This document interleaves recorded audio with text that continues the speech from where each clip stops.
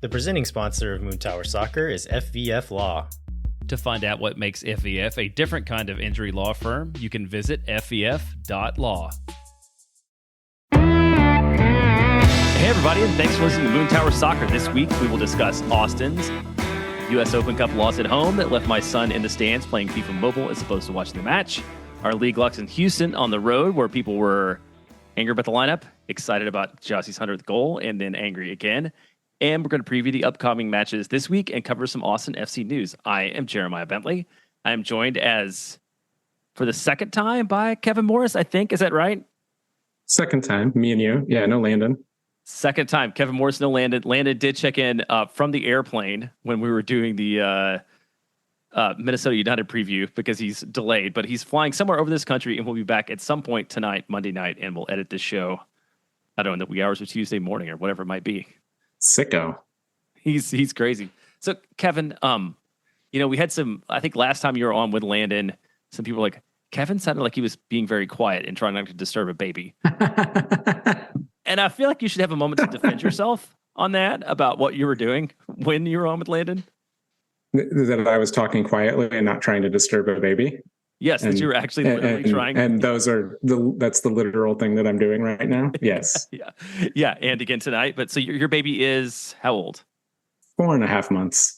4.5 months. So not. Yeah. Oh, and you're doing sleep training right now because we were talking about that and we're doing sleep training right now too. So it's a very active time. So also, if I at any point sound like I am going to pass out, it's because I am. Like anything that listeners hear in my voice, it's probably the reality of what's going on.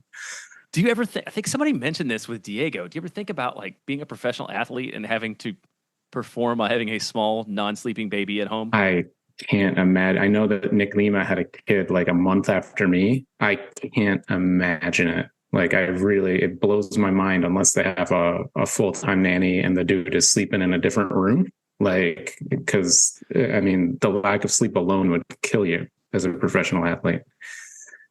Yeah, it's kind of nuts. Well, let's get into the Austin FC news of the week. So the first thing is, and I think you've had the chance to watch some of this. Owen Wolff played for the U.S. national team at the FIFA World Cup, the U20 tournament, and actually started all 3 games in group play, which I think was a little bit surprising. U.S. won their group. What did you think? What did you get out of what you've seen from Owen in that tournament? Yeah, I mean, I'd watched about half of the time that he's been on the field. It's been a little bit tough for me to catch all the games, the full 90, but I've also listened to, the Scuffed podcasts and other folks talking about him. The first thing is that he's playing out of position. He's playing in a wider and more advanced role than he does for Austin, probably a little bit more like he occasionally would do last year for us. And I think the reviews are, he's playing fine, which is, pretty good in a team that went 3-0. And for being one of the younger guys on the team at 18. It does sound like there's a fair chance that he'll get pushed out of the starting lineup in the knockout round. I know that Kevin Paredes is coming into camp from Wolfsburg in Germany, and that guy, I mean, as good as Owen is as a prospect, like Kevin Paredes is the real deal, and he plays in those wide positions. So it wouldn't be surprising to see Owen get relegated back to the bench, but he's playing well, and the team as a whole is really playing well, and that means trouble for our midfield depth for a little while longer, I think. Yes, yeah, right. I mean, as much as you are happy for Owen, it does make things a little bit more problematic for Austin, especially given the schedule congestion and the groin gremlin has been biting players. Yes, the groin gremlin. It's kind of tough. Yeah, I believe it's a Phil West coin term. It seems like it should be, whether it is or isn't. Yeah, that's absolutely should be. Let's assign it to him if it isn't. Yeah, so you're right. U.S. is going to play New Zealand in the round of 16 on May 30th, which is the day this show will come out, and then we'll kind of see where it goes from there. In other national team news, Ervin Torres from the Austin FC Academy got his 5th college youth national team camp, his 4th at the U16 level. He's going to play in the International Dream Cup taking place May 3rd, June 4th in Fukushima, Japan. They'll play a couple matches. I don't know how much you know about the International Dream Cup. Sounds great. It's probably a wonderful trip, great experience. Yeah, I think this is the cycle for the next U17s. Like this is kind of that team. So I think that's pretty exciting. But at the U16 level, I mean, there's just so little to learn other than that, like, you know, it's very exciting that he is valued that much as a prospect. Yeah, that's the Tyson Wall quote. This tournament will no doubt be a fantastic. It's like Tyson doesn't seem to know. This will be a fantastic experience for him, and we'll be cheering him on. It's like, yes, absolutely. There we go. That's my same Tyson. Yeah, we totally agree. We did get, as always, we got some injury news that came out shortly after we recorded last week. So Leo Vaisanen, what was it? Some ligament I'm not very familiar with that is injured and possibly badly and needs surgery. Was it the LCL? I think. Yeah, LCL. Sounds right. So he's going to be out at least 8 weeks. And going back and listening to the post-game press conference from the Houston match, like 8 seems optimistic. It seemed like there's a possible surgery in his future, and it may be a lot longer than that. Is that kind of what you got out of it too? Yeah, I mean, whenever, I mean, at first, you know, when they said 8 weeks, I was moderately optimistic, but the reality is, like, any injury like that, like that, I think you should just expect months, you know. So I wouldn't. I'm just going to temper my optimism there and just assume he could be out until, if we make the playoffs, you know, or even the whole season at this point. So what is it? Obviously it's bad. Obviously having our best defender out is bad. This is the dynamite kind of analysis that I'm going to provide here.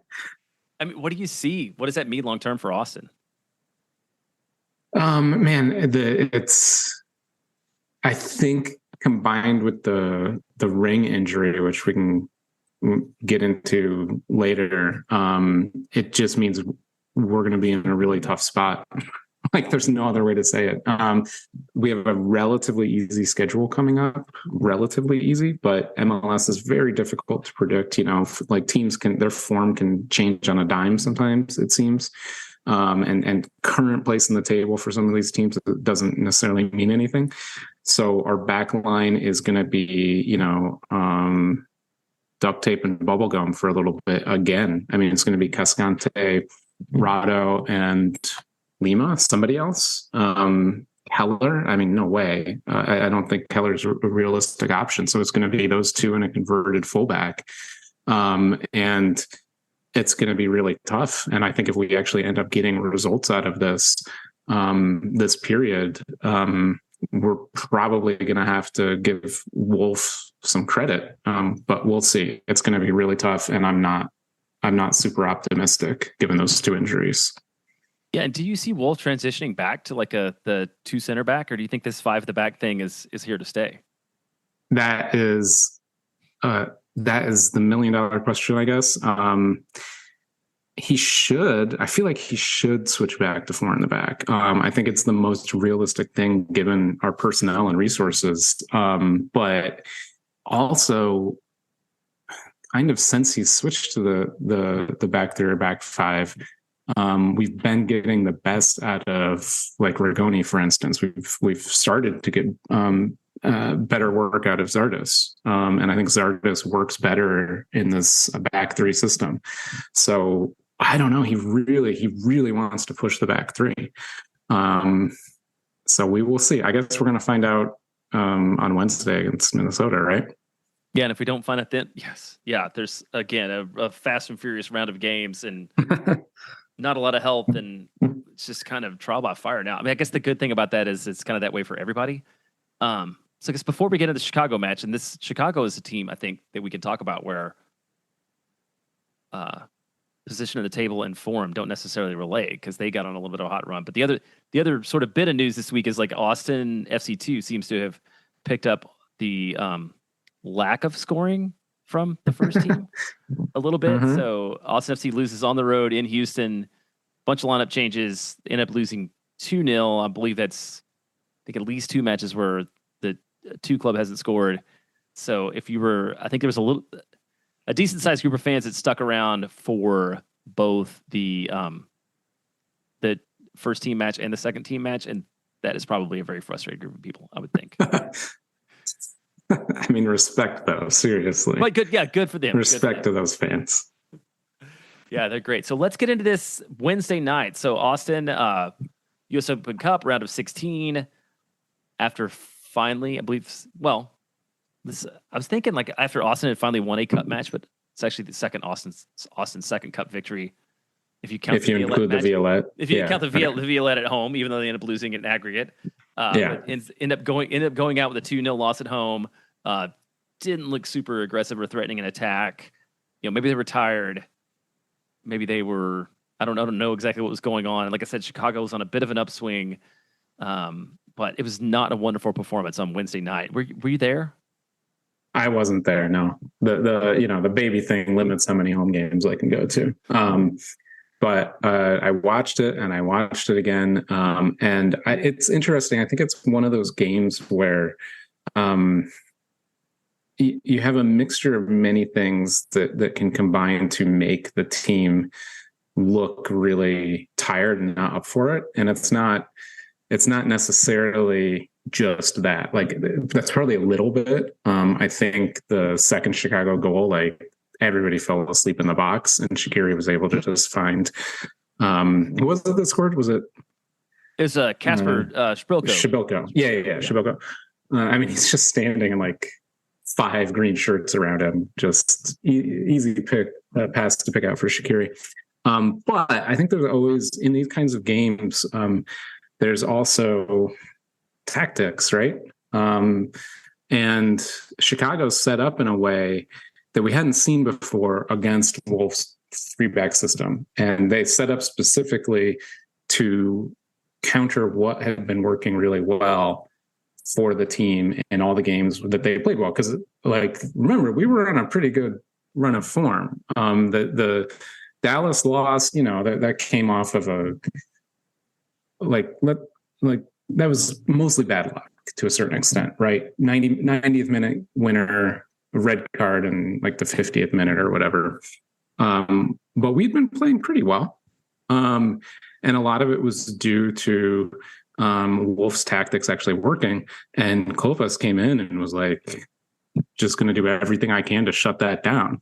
And so they set up in a mid block where they kind of confronted the line of confrontation was just like pretty much at the halfway line around that point. 3 midfield, 3 and 2. So they had 3 midfielders and 2 strikers, and they just conceded the width and man marked the wingback and our attacking mids, and just refused to give them time on the ball.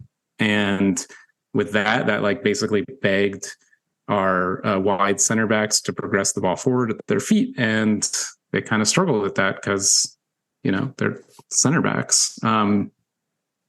So it was, and I would say too, Chicago was really up for it. So there's that too. Like, I think Austin was a little bit tired, and Chicago set up in a way that was really difficult for Austin to break down.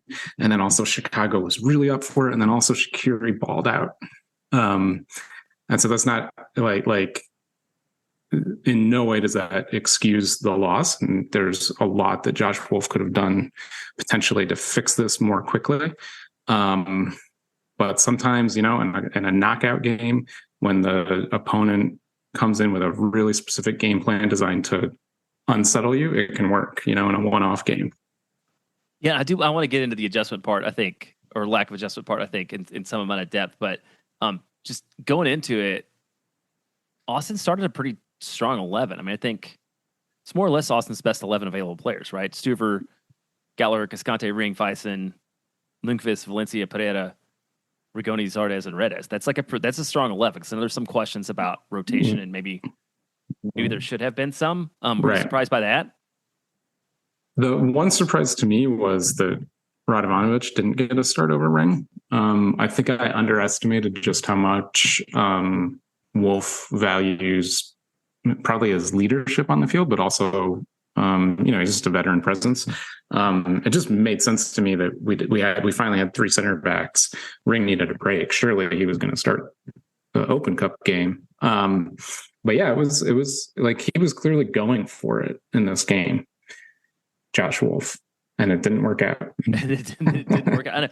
Which I think, I don't remember who we were talking with, but that's kind of one of those things. Like you put yourself in a bad spot when you go for it and you don't work out. Now you got it just is a more tired group of guys, going down the road. So Chicago scores once in the first half, once in the second half. And I mean, Austin did never look super threatening. I think Austin only got 2 shots on target the whole match. So not a lot of great chances. You did mention like Chicago taking away sort of Wolff's desired style. And I saw a lot of people criticizing the lack of adjustment at halftime or like sort of throughout the match from Wolff. Like, do you think that's valid? Kind of, sort of, but not entirely. We did make an adjustment at the half, which is that we put in Jafal. And actually, if you rewatch the game, like we actually played pretty well for about 10 to 15 minutes to start the second half. And that like the Jafal substitution works well. Like he does really well progressing the ball. We're able to take some more ambitious passes. But what happened, I think, in probably about the 60th minute or so, maybe a little earlier, then they switched into a low block. So they started the game in the mid block for the most part. And then later on, they really just started to sit deep as the second half went on. And so I think the question is not adjusting to the original setup; it's adjusting to that low block more quickly, and we just weren't able to do that. It took until I think like the 72nd minute or so for Josh Wolff to finally kind of break up that 3-back system. Sorry, not the system, but just break up the 3-back formation and send Alex Ring forward. Hold Gallagher back a little bit and play with 2 center backs again. Yeah, and I think maybe this is part of just the way that Chicago lined up, but like neither of the I want to land that says we can't call them wingers anymore. Whatever Rigoni and Redis are. Neither of those guys had a very great performance either. I feel like they just were sort of taken out of the game and didn't have a really strong response. That's the thing too. Like, so we can criticize Wolff absolutely for not adjusting quickly enough. But again, there was a change at halftime, and the team did play better after halftime until Chicago just decided to completely park the bus. But also at the same time, like, just because Chicago had a game plan and just because it worked on the day doesn't mean that every time we replay this game, the same result's going to happen. And I think there's a reasonable expectation that the players out there could have done more, right? I mean, there are games where when Rigoni or Redis are marked really tight, they can find a way to turn, get a half turn and find a progressive pass forward. I think, the confluence of problems here was nobody was having that game on the team. So the players weren't able to solve it in real time on the field. They're capable of it, but they weren't on the night. And with the players not able to solve it on the field, it's really on Wolff to change up the tactics. And he did a little bit, and they were maybe a little bit late and they just didn't work. Yeah, that's not a good set of combinations there. So, is there anybody that you felt like who had a good performance on the night? Like, I thought Danny, as always, had a pretty good outing. Yeah. Alex Ring had a pretty good outing too. Yes, Alex Ring was really good. I think he did do a little bit better advancing the ball. I said that they were kind of begging our center backs to advance the ball. But Ring was actually fairly comfortable with that and did a pretty good job with it. It was the rest of the guys that kind of struggled. But Danny was everywhere. Danny played passionately. There have been a lot of games this season where he has been the best player on the field for us. And I feel like that might continue on into the. Do you have anything else you want to say about Chicago? I mean, I'm happy the U.S. Open Cup is over for Austin. I think at this point, I think the fewer matches, the better. I think situation and especially after the Ring injury. Yeah, after Ring got injured, if we had more Open Cup games, it'd be pretty rough on the team. But I mean, it's also, I totally understand the anger and frustration over getting knocked out. But the Open Cup's also a knockout tournament. I mean, there's very few teams. There's one team that's going to end the Open Cup run with a satisfying result. That's how knockout tournaments are. So I don't think that we would be happy if we made it to the semis and got knocked out, to be honest. Like what fans would be happy with that? I think Open Cup is kind of all or nothing. Yeah, it's just more games and more opportunities for guys to get hurt without lifting a trophy. So now Austin is free to focus on the League's Cup, I guess. Yeah, who knows how that's going to go? Who knows how that's going to go either? Since it's a thing. Can we just take a pass on that one? Just rest our guys. Yeah, just take a month off. It'll be better for everybody. Yeah. So I guess it's a Saturday. Saturday, Austin sent out a rotational lineup. I think lots of people were super grumpy about that. At least according to what I saw on Twitter. But one that built a lead in the first half, but couldn't quite hang on. So Austin drops it 2-1 with a late goal. I mean, overall, I feel like a draw. When it was 1-1, I felt like that was probably like the result that game should have gotten. I don't know if you felt the same or not. It felt like it was going to end in a draw for sure. I completely agree. So the lineup was weird. Like it was not anything that I expected at all. We had Jimenez and Lima on the right. Lima was the right center back and Jimenez was the right wing back. And Finley was in that attacking mid role on the right side. And we'd certainly never seen it before. Jimenez has not gotten a lot of games. And it was really interesting to see it kind of build out. I think I have a feeling and suspicion that maybe part of the reason for the Lima start there, when we had Radovanovic again on the bench for whatever reason, maybe part of it had to do with what worked for Chicago, right? And it was when they sat back in that mid block, we often had those three CBs just kind of sit behind the play, and we didn't really get numbers advanced enough to make a difference.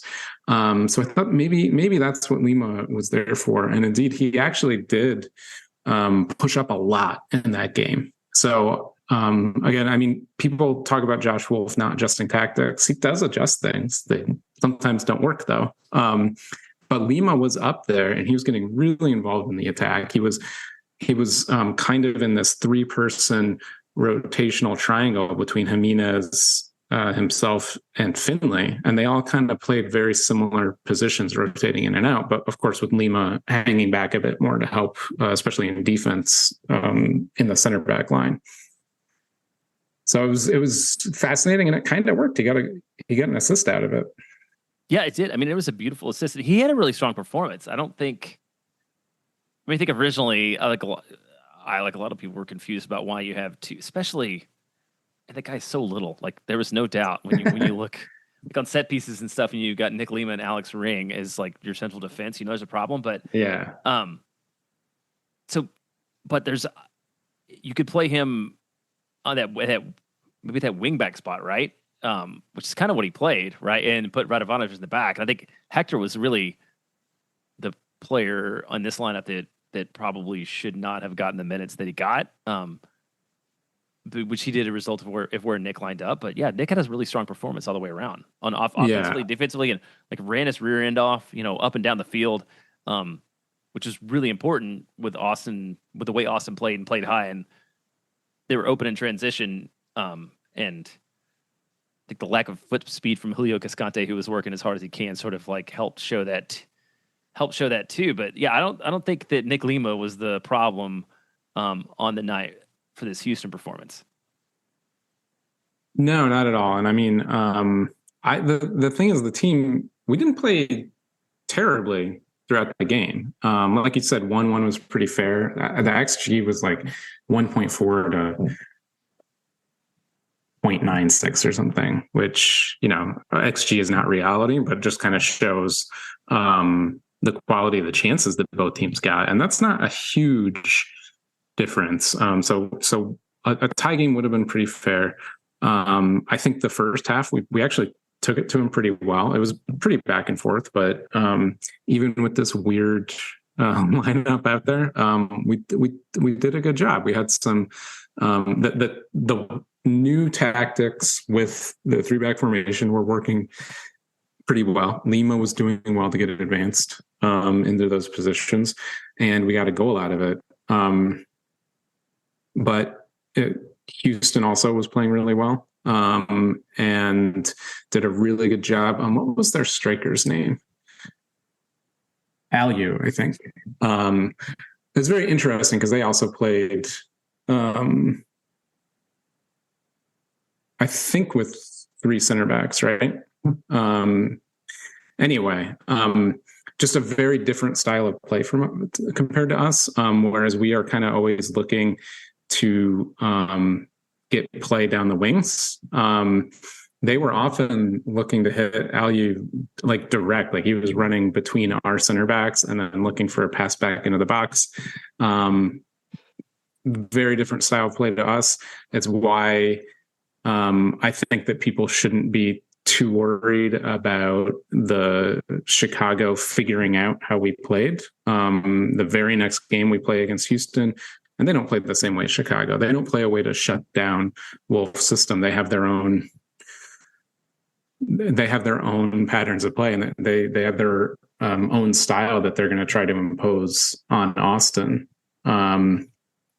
So yeah, it was a really balanced game, and I think if you were neutral, it was a good game. But honestly, the 2 goals that happened, especially the first one, just colossal errors and mistakes is what led to them. I think let's look at the good. Let's start with this being Austin being 1-0 up. So Jesse Zardes gets the headed goal. What is this? His 3rd header in 3 consecutive matches, I think. Yeah. So his 100th career MLS goal.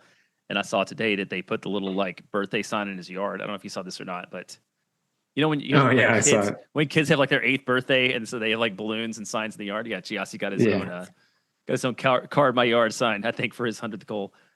Great ball from Lima. Sophie Jafal was a contributor to that. I thought we talked a little bit about his performance against Chicago. I thought he looked really good against Houston. I think he had a really strong performance overall too. So yeah, to that point, Austin's ahead 1-0, but then Ache gets one back unassisted. I feel like Houston had a lot of chances that they did not convert on, especially as the game wore on. And the game tire was one where they did. It was one of those where you hope that somebody was offside or something went a foul. And it didn't. And then from there on, Houston was kind of on the front foot, I feel like. Yeah, so just to start with the goal too. I mean, there are goals that are because of tactics, there are goals that are just flukes. There are goals that happen because players f*** up. Oh, sorry. I'm not supposed to swear on the show anyway. It's okay. It's Landon will beep problem. it. Yeah. Thanks, Landon. And I this goal, as much as this is one of those things where as much as you want to blame a loss on a coach, what is a coach supposed to do here? So on this play, basically Hector Jimenez gets stuck on the sideline. Jesse Zardes has checked back to help out, wins the ball back after a Hector turnover. Jesse tries to drive forward with the ball. He loses it. And Houston breaks. The thing is that on the break, they have 2 players run past pretty much our entire midfield. Hector Herrera drives into the box. Nobody picks him up. Bassi runs right between Danny and Rigoni, and is just ignored on the shot behind the play. On the goal, you can see Bassi running that gap between the two players, and he's just kind of floating around in there. And Rigoni is just like, you can just see him, and there's Bassi just unmarked, hanging out in the box. No urgency to go make sure that he's marked. So 5 players just fell asleep, and what's the coach supposed to do about that? And you can't. I don't think that you can argue that it's like a motivation thing or anything like that. Professional players, man, they gotta track runners. They got to track a runner into the box. It's just a complete team failure there. 2 turnovers and then a failure to track runners. And the second goal was a little bit fluky, but I'm going to challenge you on Houston taking over most of the rest of the game. I think it was more the final 15 or 20 minutes that they really took over in the second half. Maybe that's all I remember. I remember Austin trying to hang on. Trying to hang on in sort of the chaos at the end of the second half, because Austin did have some good chances earlier in the second half. So I have a theory about at least a partial explanation for that.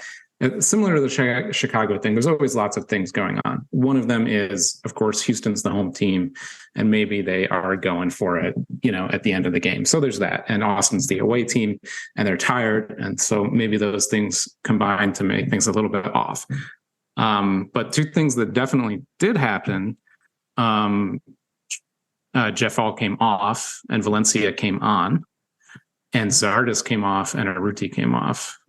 If you look at the momentum chart, that FOTMob kind of XG momentum chart, the last green line on the chart, the last green peak, I should say, happens like right at the time that Zardes comes off and Maxi comes on. And from then on, it's all orange. And I'm not going to blame those 2 players for the loss, but I think that they help explain what happened and why Houston was able to take control of the game. 2 things. First of all, Zardes all game was an outlet. You could hit him with a long ball, right? He's not always the best at controlling those, but sometimes he does. And so he relieves pressure if Houston is pressing us and Stuver decides to hit the ball long. We have a target man. Arruti, whatever fans, love about him, he's not a target striker. He's not going to be a guy that is going to win aerials deep down the field and control the ball. So we lost that as an outlet. And then by taking Jeff Fall off, we also lost a really secure, press-resistant midfielder, really ball-secure, press-resistant midfielder. So you start to see more turnovers, or the team just kind of struggles when Houston does press and we try to pass out of it. We struggle a little more. So when we go long, we lose the ball. When we try to pass out of the press, we can't do it, and the pressure just builds from Houston. The sequence of plays that leads to their corner kick goal begins with a Cascante pass to Valencia and a Valencia turnover, and then the ball goes out for a corner. It wasn't the best pass from Cascante, wasn't the best decision, but you have Jeff All out there, maybe you get a better play in that tight situation. So I just think things kind of built up, and the subs didn't work the way that Wolff wanted them to. And I think Houston just took advantage and overwhelmed us. Well, and that's, on Valencia, like I felt like we had seen more from Valencia and seen him actually moving the ball forward and like contributing to like being additive to the club over the last couple weeks. But definitely, but he did not do that against Houston. And then also one of the things that we've heard a ton of folks want is for Josh Wolff to sub earlier. And I think this is so by the time we hit the 63rd minute, Austin's used 4 of their 5 subs, which I would have to imagine is the earliest that's ever happened. And then sort of to your point, because John Gallagher comes in at halftime, then Diego, Valencia, Radovanovic all come in at 63. And it didn't work, right? So we all got what we wanted. We got Josh not sitting on a 1-1 match with a tired 11 and making subs. And to your point, it did not work out. So it's just like it's not always your day. Maxi did have I guess late. He did have one pretty good opportunity. That he almost scored. Like it's the kind of goal that Maxi almost scores all the time. And that was like sort of I think that was like the last big chance that Austin had on the night to maybe wrap us up with a victory. Did see some criticism about parking the bus or not parking the bus, or whatever went on sitting on a draw on the road online. Like, do you see any validity to that, or do you think what really happened was just sort of the sequence of events that you just went through? I think that's a really good question. I don't think the subs were necessarily to park the bus. I don't think you put Diego out there to park the bus. I do think that Valencia came on because Wolff probably sees him as kind of a stouter defensive force out there, and more able to shut things down.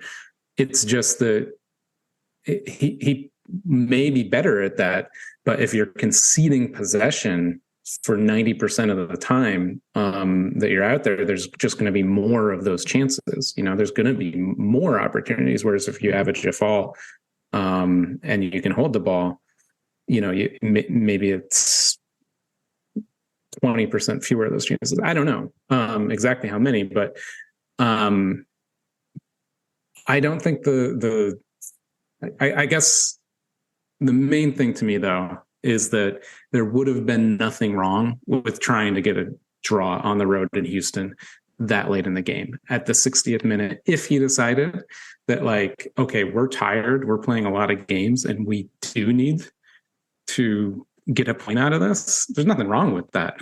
That's good season and game management. Yeah, I think you're right. Yeah, especially over the long term, that's really good management. So, ultimately, Austin goes down 2-1. Austin now sits 10th in the West, still 16 points, tied with Portland, who's in 9th. I'm just looking at this. I think San Jose's in 5th, and they're only 3 points ahead of Austin. So it's a lot of season to go. Still a bunch of games ahead, and I think in the dying moments, Alex Ring going down is very much a complicating factor to how Austin comes out of the next few weeks. So let's talk injuries and talk sort of the path forward from here. Yeah. And so if it wasn't for the Alex Ring injury, I think the tone in this part would be totally different. I would be saying, look, Chicago game plan specifically for us. We had some guys have a bad game and that combined to make us play like crap. But that's not going to happen every time.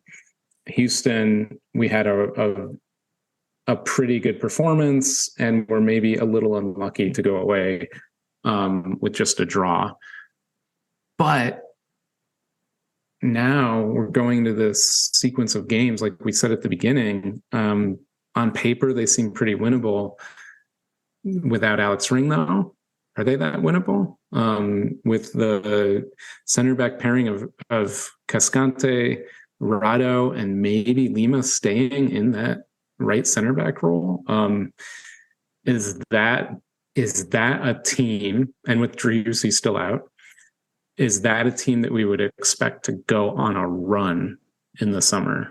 Especially after playing a bunch of games in a short window. And it's hard for me to feel super confident about that. Excuse me.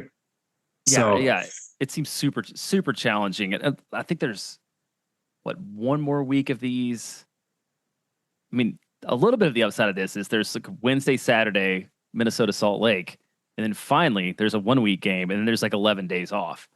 So yes. If somehow we don't know anything about Ring's injury at this point, the severity of it, how much time he's going to miss, anything like that. But if somehow Austin can just salvage anything out of this upcoming week, it's a club that's in a decent spot. But yeah, this should be a part of the schedule where Austin can make a run and pick up some points, and it just doesn't.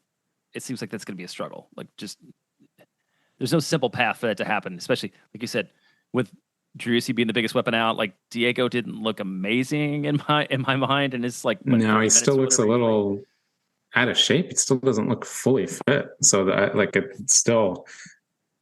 You can't. I don't think he's going to go a full 90 on Wednesday. Yeah, and like Rigoni has. How did you feel like he was in Houston? Like, I feel like he's regressed this week a little bit. The man can take a lot of crosses. I mean, the man can take a lot of corners with both his feet, right? We kept hearing that, but I think in the run of play, I was a little bit disappointed with what we got out of him in both matches. Yeah, I think the thing with Rigoni is that he can be a very good player in a system. He shouldn't be, and has never been like the guy for a team. So he can contribute. He can play at a really high level, but he's gonna disappear sometimes. He was okay against Houston. It wasn't a great game from him. The biggest problem to me was less his play on the ball and just that defensive play that I described earlier. I mean, it wasn't even his fault. Herrera was the one that scored, but just to see him let a guy run past him and not follow him into the box was just really disappointing.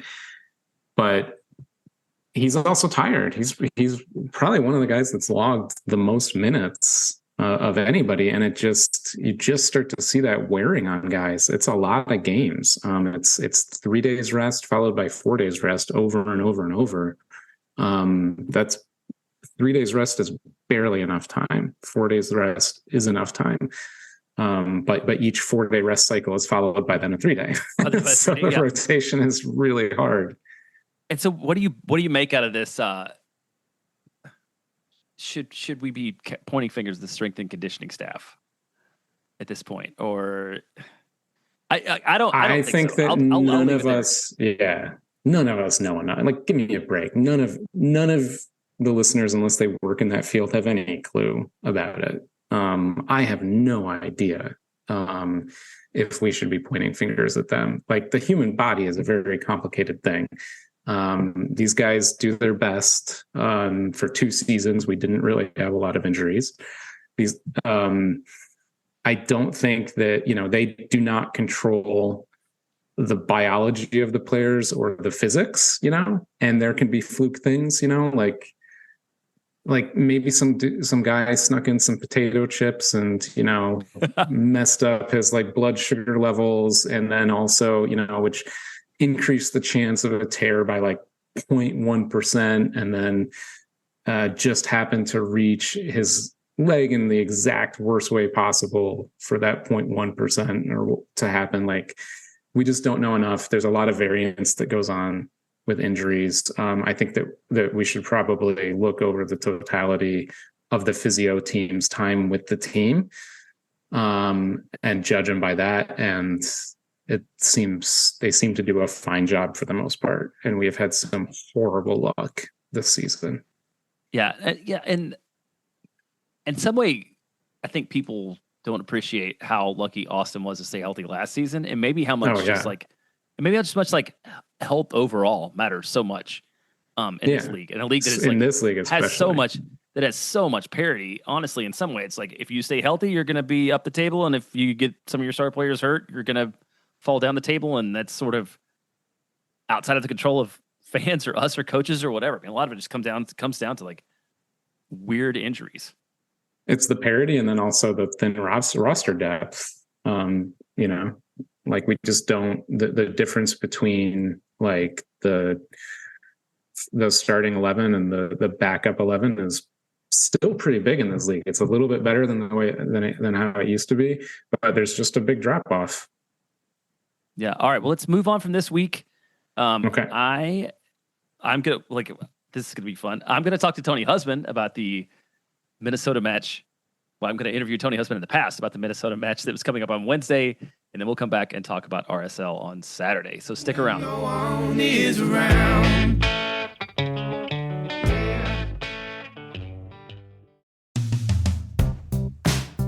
Moon Tower Soccer is brought to you by our friends at FVF Law, the official injury lawyers of Austin FC. FVF is a different kind of personal injury law firm dedicated to community, transparency, and client education. You can go to FVF.law to find out what makes FVF a different kind of injury law firm and why understanding your legal options can dramatically change the outcome of a case. Once again, that's FVF Law. Amplify Credit Union is a member-owned financial cooperative that serves the needs of Central Texans for over 5 decades. Amplify's team lives and works in the community, making them the experts on how members can achieve their financial goals. What makes Amplify different? No bank fees. Amplify is the first financial institution in Texas to put an end to bank fees.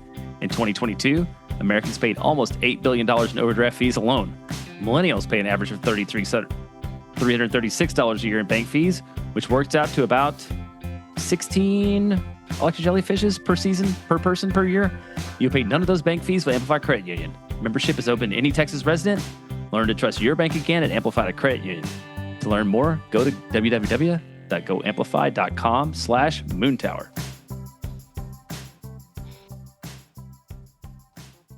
All right, we are very happy to be joined by Tony Husband, who's with MLS Season Pass. He's going to be on the call on Wednesday night for the Austin FC versus Minnesota United match. Tony, how you doing? Very well, Jeremiah. Thank you very much for having me on. I listen to you and keep across what's going on with all matters down in Austin. So delighted to be on and really looking forward to obviously coming back to Austin. You know, it's without doubt one of the best places in the league to come and see a game with the atmosphere down there and still that feeling of newness really about it. So looking forward to it. And I know from your perspective, obviously, hopefully from Austin's perspective, a better result than my previous visit this season. Right. Well, before we get into the Minnesota match, I would love to talk about that because we were going through your matches that you have been on this year. I noticed that you did do the very first Austin FC match of this season, which was also St. Louis's first match. So maybe talk about that experience. I think you were in Nashville for 3 years, so you hadn't had the chance to travel much. So maybe what did you think about Austin, and how was that experience overall? Well, it became the story of the night, didn't it? And obviously not from the way Austin would have wanted it to be. It was an extraordinary evening. You know, in some ways, I think a neutral would look at it and say it was just the kind of kickstart that, you know, you want on the opening night of a new season. And, you know, St. Louis obviously took all the headlines and grabbed the glory and congratulations to them for doing it. I think the results that followed that night probably put it into a little bit of perspective for Austin, that those who were kind of really, really concerned on that opening night maybe looked at it in the weeks to come and thought, well, actually, St. Louis are a pretty good side. So, you know, you can move on from that one pretty quickly. It was my second visit to Austin because I did a Nashville game in Austin last year. And obviously that was right at the height of the whole Hani Mukhtar, Sebastian Drusi, who's going to get the MVP award clash. And that was great fun to do. And of course, they both scored that night in Austin. In fact, Mukhtar, I think that was his 50th goal for Nashville in all competitions when he struck the net that night. But it was great the way the drama with Drusi responding as well. And, you know, the stadium's wonderful, isn't it? It's an absolute cauldron. The way the lights go out and everything goes green, you know, when there's a home goal scored, it certainly makes it, you know, a wonderful venue in MLS. And I fully expected that night against St. Louis, you know, to come along. And I wouldn't have expected anything other than a home win. I thought we would see St. Louis put up a stern fight. Everyone had said, you know, this side, you know, they've got something and they've looked pretty good in preseason. But still, the jury was massively out on them as an expansion team. And you know that from the experiences with Austin still being so new. And we'd seen it, you know, with Nashville as well. You know, expansion years can be difficult. Some do better than others. But nevertheless, it was a surprise to me that, you know, St. Louis managed to get the win. But it was a night, of course, where the problems that have really caused Josh Wolff issues all season came to the fore within minutes. I mean, Cascante goes off. Yeah, you've got a gaping gap at the back there, and poor Kip Keller comes on and has, you know, a night to forget. And I just started kind of prepping for the game this afternoon, and I noticed Kip hasn't had an appearance in MLS play, you know, since that kind of fateful night for him. And the irony, of course, of him being a St. Louis boy as well. So difficult experience for him to go through. But, you know, we got a taste of what St. Louis are going to be like.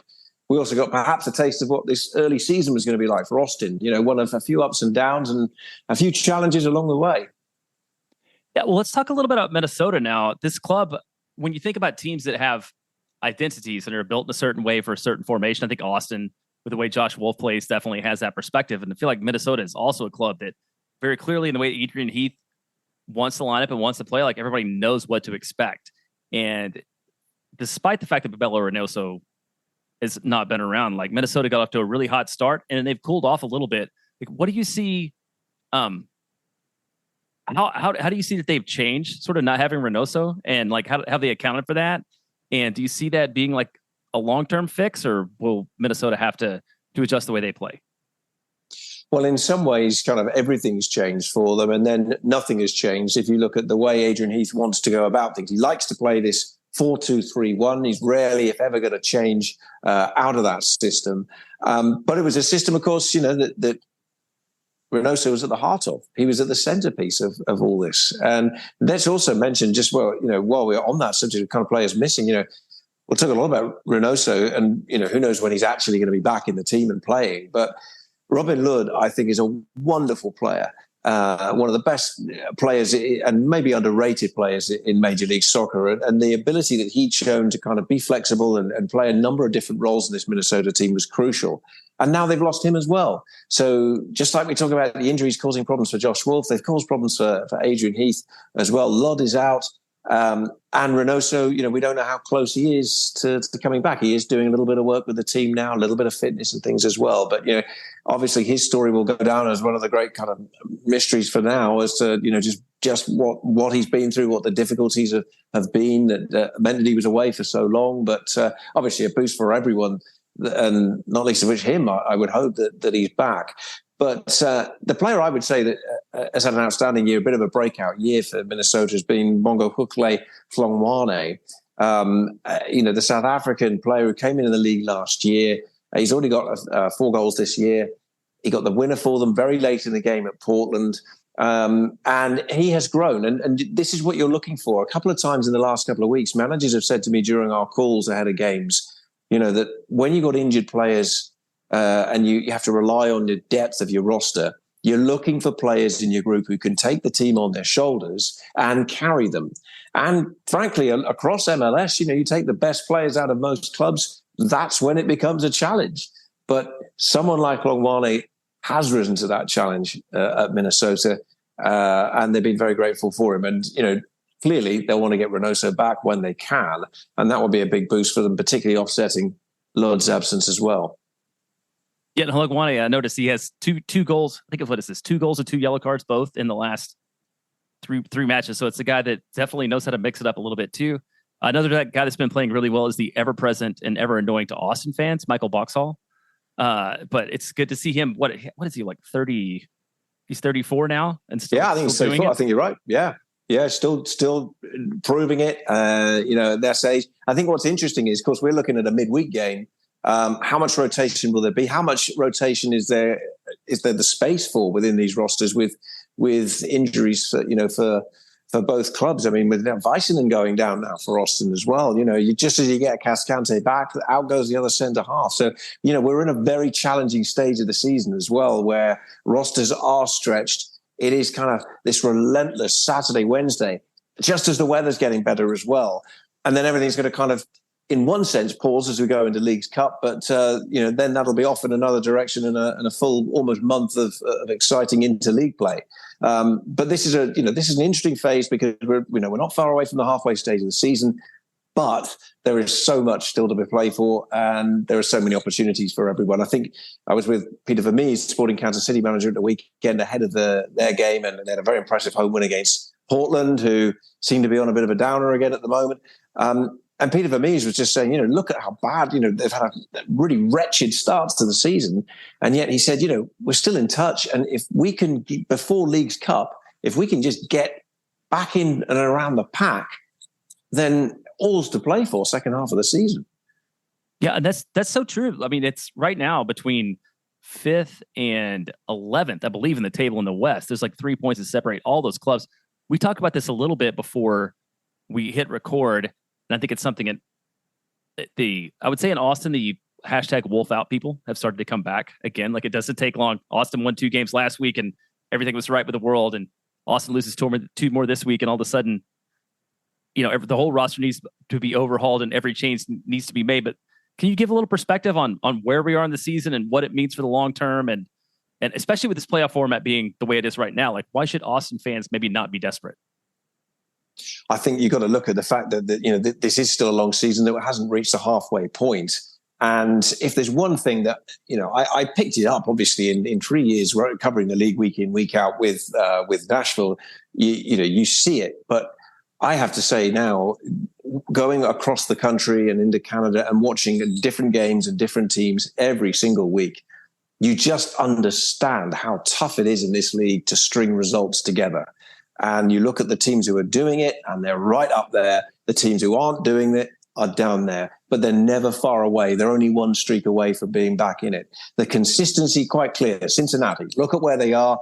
They're the most consistent team in MLS, just about. LAFC, another side. They've got the talent, but even they at times are just having a little bit of a wobble as this long season plays out. Nashville are on a remarkably good run. 4 consecutive home wins for them now. Suddenly they're flying high, in the Eastern Conference. But then you look at a team like New England, who a month ago everyone was saying New England, they look like a team who can be Shield winners. They look like a team MLS Cup winners. And they've suddenly found that, put a couple of injuries in there, take players out. Suddenly it's challenging. I think the one thing with MLS, is teams are always looking up. You don't have to look down, because there's no trapdoor at the bottom. You're looking up. And those playoff spots now go down to 9. Albeit 9 and 8 are play-in round games, before the playoffs for real. But, that bar is the only one really to worry about right now. Just stay in the mix. And it's a time for kind of a bit of patience and a bit of caution, and also just a bit of crossing fingers that you just get to a point where you can get most of the roster back and available. I mean, obviously, we're talking injuries, but of course, there's unavailabilities as well. We've got Nations League, Gold Cup, all these things going on through the summer, and the break for Leagues Cup as well. It'd be interesting to see how all the managers across MLS, go with Leagues Cup. Some are going to shoot for the stars with it. Others are going to say, well, look, I've got to be pragmatic here. I'm going to need to use some of my squad as I get them ready for the rest of the MLS season. So that's going to be interesting as well.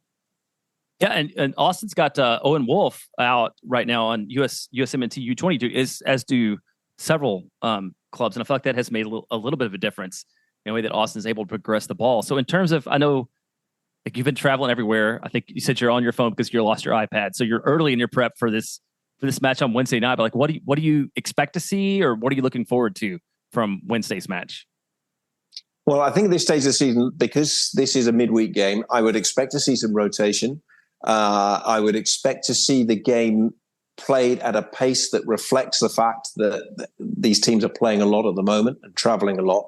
I'm very interested to see what Minnesota do. I saw them win at St. Louis. They were the first team not only to get a result from St. Louis, but actually to beat St. Louis. And that was a tactical masterclass that night from Adrian Heath. He crushed the midfield, and he really took the key players of St. Louis out of the game, the likes of Leuven, who can dominate in that midfield. And he took them out of the game very smartly. And they got, I felt, a deserved win on that occasion. Now, they were going very well away from home at that point, and then they've kind of hit the buffers. I think 4 out of the last 5 on the road they've lost, having started so well away. And they also got well beaten in the US Open Cup, albeit with a rotated team. So I'm interested to see how Minnesota approach this. Do they sense the opportunity to get something from Austin? I'm sure they will, given Austin's injury concerns and the fact that it's been a difficult first third of the season or so. So I think we're going to see a good game, and often these nights, these midweek nights under the lights, things can happen which can actually have a bit of a knock-on effect for the next few weeks. You can get a crazy game. You can get a game where there's a come-from-behind victory or something like that. When these teams are playing a lot, the other thing you'll see sometimes is mistakes. Mistakes will happen, and also you'll see the odd wonder moment as well. So a good midweek game, a tough game between two teams who, like you say, there's only 3 points between them, and yet we look at their seasons in very different ways right now. Well, so Minnesota's got 13 goals in 14 matches. So you talked about the way. So is the way we assume the way they're going to win is to slow the game down, and shut Austin down. We're not. I don't know if they've had a goal explosion all year. So it's kind of kind of what we're looking for, right? You expect sort of a slow defensive performance either way, all the way around. I would think, I mean, given that they'll set up with, you would think, the back four, the two holders in front of them, forming that kind of low block. They'll look to thwart and frustrate, and they'll look to try and get something on the counter. I mean, look at their last away game where they bounced back to winning ways. Portland peppered them, and then they got the smash and grab right at the end through Hlongwane. They will look once again to try and soak it up and to catch Austin out. The emphasis is going to be on Austin without a doubt to take this game to Minnesota, because we all know who's going to be happy to walk away with a point on the night. It's going to be Minnesota. So, that's going to be the challenge for Josh Wolff's group, is to try and break them down. How much does Adrian Heath change things? How much can he change things? I don't think he can change it too much, but he's got a few options in terms of his depth chart on his roster. So, that's going to be an interesting battle to see on the night. And particularly when you consider, there's no Reynoso at the moment, there's no Lud. So some of the really, really creative sparks in that Minnesota group are not available anyway. So look out for the usuals. It's set pieces, free kicks, all those kind of dead ball situations. We talked about Boxall, players like that, they'll be looking to try and hit the back of the net from set piece situations like that.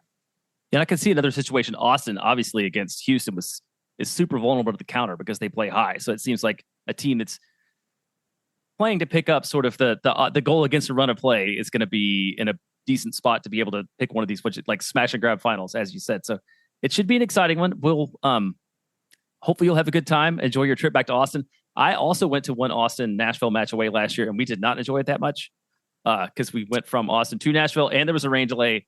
And Mukhtar kind of like shut the door, I think, completely on the MVP race last year up there. So was that was when he got the 2? Yeah, I mean, he got the 2. Yeah. Yeah. Because and I mean, I was on the Nashville call on that, and I said at the when he got the second one, he got the one, and it was Nashville are going to win this game, and then he got that late goal as well, and I actually said on the call, to the local audience around, Nashville, this is the crowning of King Hanny, and it really was for that moment, because I think that was the night the pendulum really swung Mukhtar's way.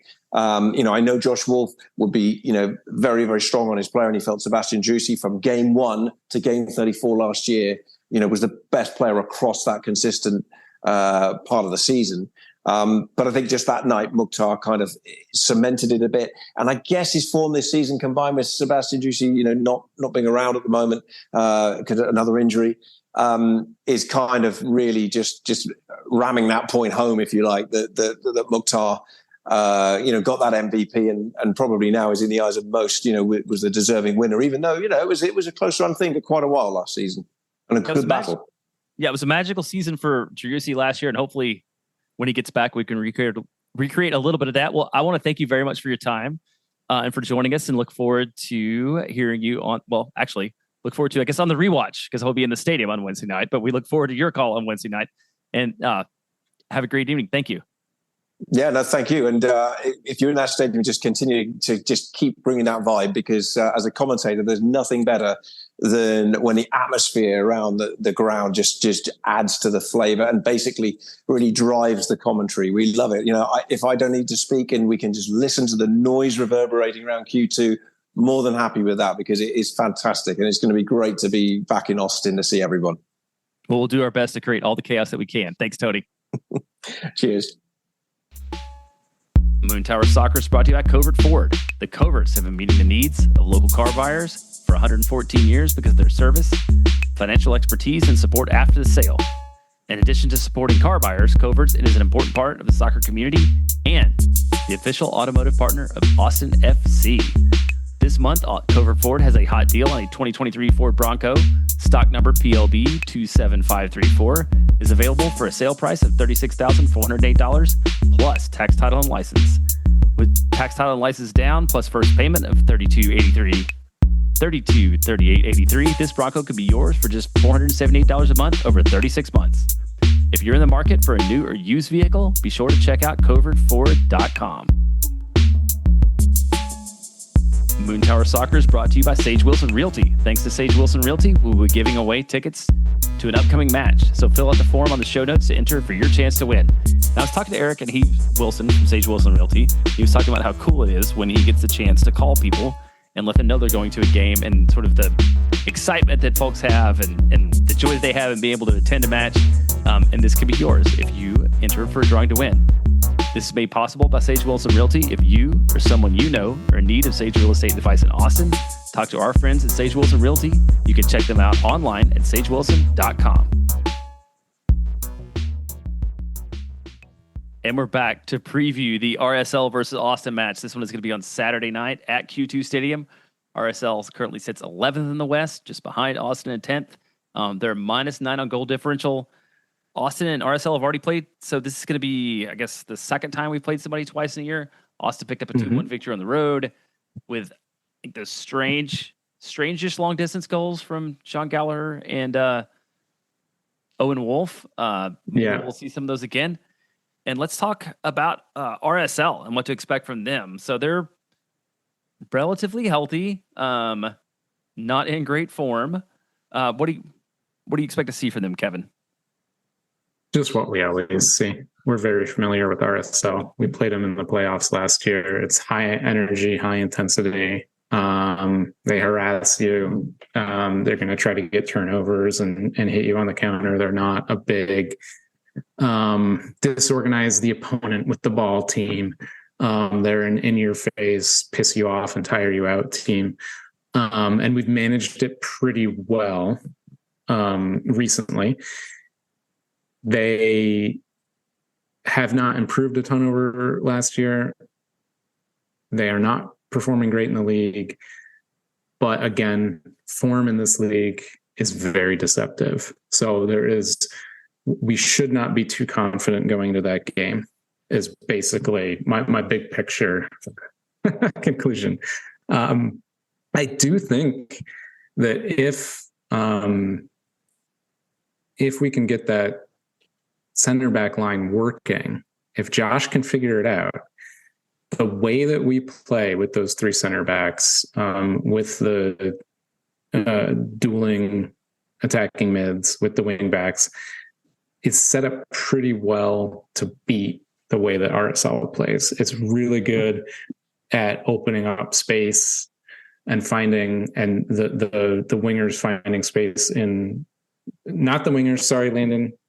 Don't text me. Don't get mad at me. The attacking mids to find space in those wide channels.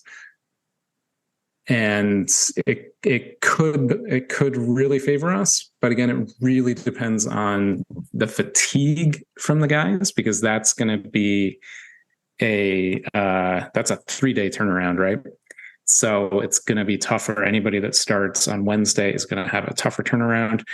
And then it's also on that center back line. If we can get that duct tape and bubble gum center back line working, then great. If not, we're going to be in trouble. Krylock is a good player, right? They have some guys that can change games on this team. Yeah, and I think what's interesting in this series, you talked about how we've seen them a lot. So they've played 6 times. Austin has won 4. RSL has won 2. There have been 0 draws, which, I mean, there would have been one if a playoff game get in a draw. But true. But Austin's won all 3 at home, so maybe that's a point in Austin's favor. There's a playoff match, it's a 3-0 match in September 2022, and then even was that back in 2021 when Austin did not win a lot of matches at all. Austin beat RSL, so there's a track record here. I think you really hit on the big challenge. Is just like who's going to be available. This is almost like this 2021, like, can you put on a uniform and run around for 90 minutes? Yes, then you're starting, right? Like it's going to be a little bit of like whoever is healthy and available after the Houston match to play. Do you think we might see Sebastian Driussi at least on the bench? I have no idea. I would love it. I think the team needs that. But I have no idea. I'm really hoping by RSL that Diego is going to be ready to start. That's a whole other week at that point. You'd assume at this point he should be able to, but I don't know. And like at this point, we really need Diego's depth, because like we said, like Rigoni is getting tired. Like he's logging a lot of minutes. Finley and Redis are logging a lot of minutes. We need Diego just as a rotational guy. So fingers crossed, we can beat this team. We kind of have their number. We're in a tough spot though. Yeah, for sure. So I don't think we need to say a lot more about RSL. I feel like out of all the teams that Austin plays, like you just know what you're going to get. You know what to expect or not expect. I think it's kind of silly almost to sit here on a Monday night and even talk about it, because what happens on Wednesday with Minnesota in between has such a huge influence on what's going to happen on Saturday in terms of exactly who might play. I know Josh did seem somewhat encouraged that today, talking about Driussi making progress that he hadn't made on Friday, that maybe he will be available at some point next week. So like, we don't know. It's probably going to be a slug out, and hopefully Austin will come out ahead, and hopefully it will be because they're at home. But I don't think I have much more to say about that. So I think we can go ahead and close it out now, unless you have some parting thoughts that you just really wanted to get in on the RSL club. Nope, nothing on RSL. Yep. All right. So we'll remind everybody to rate, review, and subscribe wherever you get your podcasts. We appreciate those. Love reading the reviews. Most of them are good. A lot of them, like while they're driving or mowing your yard or whatever it is, we're happy to be the background noise on that. If you want to continue the soccer conversation, you can check me out on jbuilding_ATX on Twitter and Instagram. You can check Kevin out at Soccer Alt. So we're always looking to, and poor Kevin, like engages with all the fan base. I appreciate this. You engage with the most heated members of the fan base in the moment after the matches, while I'm like typing stupid tweets that I delete before I ever post, because I'm just going to make myself look bad. So thank you for your service. I appreciate all the people that I probably drive nuts on Twitter. I appreciate all of you. Great. Sign up for the Patreon if you get the chance. Like we've sent some stuff out. I think everybody's got all their swag now that's been in the first round. Visit the Striker website. You can use code MoonTower23 for a 30% discount to the Striker. Phil West, you're doing a great job of covering everything that there is to know about Austin FC, and everything else there is to know about the club. So thanks very much for listening. We'll be back next week to review this week's multiple matches, and Landon will be back too. Preview next week's one match, which will be exciting. We'll only have one preview, and we'll cover any other Austin FC news. Until then, I'm Jeremiah Bentley. And I'm Kevin Morris. We'll catch you next time. When no one is around.